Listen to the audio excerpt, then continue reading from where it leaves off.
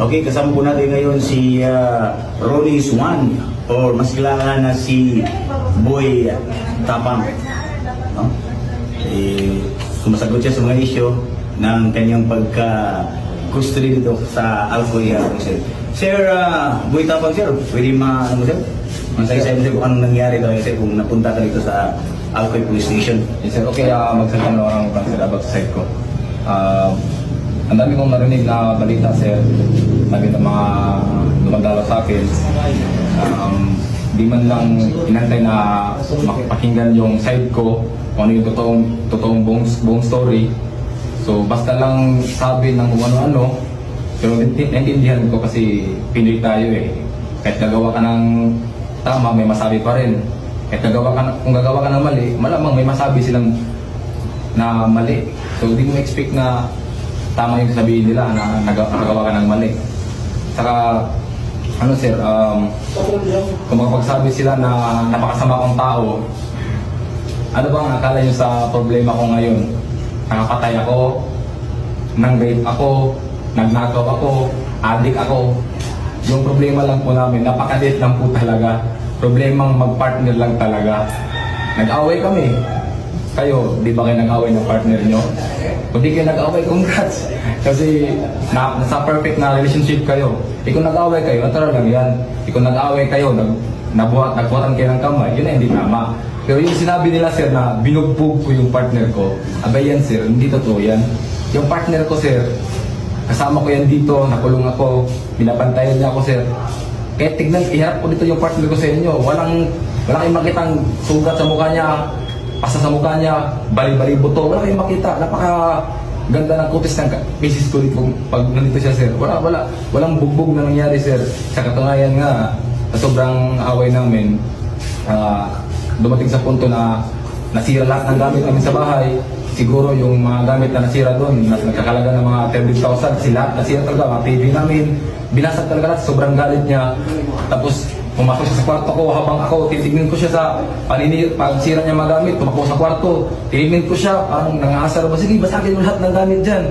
O sige, ganun, papakulong kita, ganyan. Pumasok siya sa kwarto, nakalak yung pintuan, sinira niya yung pintuan. Tapos pagkasira, pumasok siya sa nabutas na pintuan, yung sira na pintuan, yun yung hinapas niya sa akin. Nung pagkapas niya, niyakap ko pa nga siya eh. Sabi ko, tama na kasi naawan ako sa mga gamit ko. So, nung hinakap ko siya, hanggang dumating yung mama ko, nagalit si mama ko na bakit daming sira dito. Napagalitan siya, hanggang nag-away na mama ko, hanggang lumala tuloy yung away, hanggang pumunta siya dito sa police station. Nag-report siya. Hinayaan ko, mag-report ka doon kasi hindi na takot kasi wala naman. Normal na away lang sa partner. Walang bugbugan na nangyari, sir. Walang bugbugan na nangyari. Tapos, nag-report siya dito. Nung papunta niya dito, dumating yung pulis sa bahay. Kinausap ako, sumama ako sa pulis. Ako mismo sumama. Walang daming sinasabi kasi gusto ko rin i-explain sa mga pulis.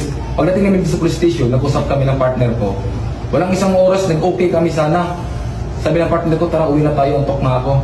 Sabi ko, sabihin mo sa polis na uwi na tayo. Eh, pagkasabi niya sa polis na uwi na kami, wala na, na-file na yung report niya. So wala kami magawa kasi na batas eh. So kala niya yung batas kasi piling paglarawan.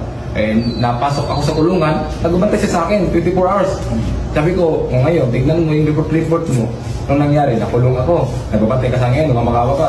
Namamakawa siya sa mga polis na ipalabas ako, wala eh, may batas tayong sinusunod eh. Napakalit lang sana ng problema naman sir. Away mag-partner lang talaga. Wala, away partner napakalit lang. Kumbaga, dapat tutukan natin na problema. Hindi ito problema ko eh. Dapat problema sa adik, problema sa magnanakaw, problema sa rapist. Maganyang problema ba? Ito, away partner lang. Napakalit lang talagang problema. Pero wala eh, vlogger tayo. Siyempre, pag vlogger tayo, kung di pagkakamali, kalat talaga yan. Mali ka na sa tingin ng tao kasi abangan nila yung pagkakamali mo. Pero walang problema din sir kasi mas marami pa rin naniniwala na may naiwan pa rin nakakabutihan sa katawan ko. So yun sir, nag-away talaga. Okay kami sa partner ko. So wala kaming problema. Sadyang nakulong na talaga ako dito kasi may batas na sinunod dahil kahit anong sabihin ng partner ko na urong niya, yung mga sinasabi niya, wala na, late na talaga siya. So dapat sana hindi mabot sa ganito kasi away partner lang. Dapat dapat pag-usapan na lang sana. Maliban na lang kung yung partner mo, binugbog mo talaga, binugbog mo yung partner mo, yun yung hirap intindihin kasi abusado na talaga yan. makita mo sira-sira yung mukha ng partner mo, binubog mo, pero yung away lang talaga na napakaliit lang. Hindi yan yun, hindi kailangan na mahabot sa ganito. Kaya sa mag-partner dyan, away lang talaga. Away lang. Oo, wag lang magbugbugan. Sir, tawag ako sa bugbugan nangyari. Sa sinabi dun, nabugbugan eh. Tawa nga yung partner ko dyan eh. Kung nandito na partner ko sa'yo, papaanin ko sa inyo. Paparap ko sa inyo, huwag na, baka majuwarebil ko pa. Sa news pa pala. Oo, sa vlog ko na lang para kaya earnings ba. So ano masasabi mo sir sa mga nagko-comment na for content lang po ito lahat? Sa mga nagsasabing for content, hindi to content, ano talaga to, nangyari talaga na hindi inasahan ba na akala niya yung ginagawa niya ng pag-report ay pwedeng bawiin na report kita. Kunwari lang takutin kita, pero di makatakot ang batas yan eh. So yun nangyari, wala na, napakalit lang talaga ng problema, away, mag-partner lang talaga. Oo, ganun lang. Sir, anong personal lesson na na-learn mo sa experience mo nito? Na-experience ko dito, hindi madali makulong. O hindi madali makulong. Kausap mo, butiki. Oo. Nagtitigar kami ng butiki dun eh. Oo, sabi ng butiki dun, walang tulugan to, lagi nagkakape. Talo ko, tulog muna ako.